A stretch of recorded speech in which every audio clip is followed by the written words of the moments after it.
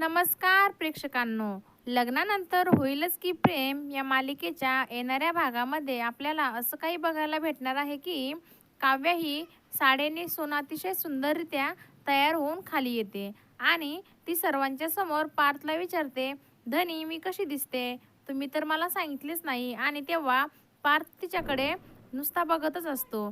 तर त्यावेळेस रम्याला मात्र अतिशय राग आलेला असतो. तर तिकडे आपण बघतो जीवाच्या फोनची बॅटरी संपलेली असते आणि तो गार्डला विचारतो, आता मी बॅटरी संपली काय करू. त्यावेळेस सिक्युरिटी गार्ड बोलतो, तुम्हाला तर खूप मोठा चान्स आहे, तुम्हाला पुन्हा नंदिनी ताईच्या रूममध्ये जाण्याचा चान्स भेटेल. तेव्हा जीवा देखील आनंदित होतो आणि तो म्हणतो, नंदिनी या कारणाने का होईना पुन्हा एकदा तुझ्या रूममध्ये गृहप्रवेश करणार. तर तिकडे आपण पाहतो सर्वच खाली सामान पडलेले असते आणि त्यावेळेस पार्थ बोलतो, आता पसारा मलाच आवरावा लागेल. आणि तेव्हा काव्या म्हणते, मी आहे ना.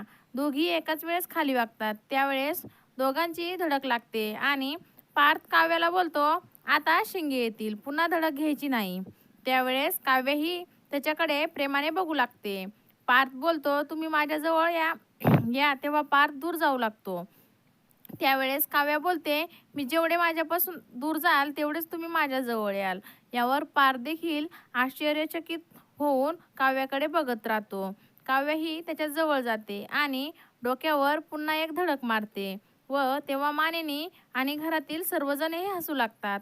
तर पुढील येणाऱ्या भागामध्ये पार्थ, काव्या त्याचबरोबर जीवा आणि नंदिनी कशा प्रकारे यांचे प्रेम वाढीस लागणार हे पाहणं अतिशय रंजक ठरणार आहे.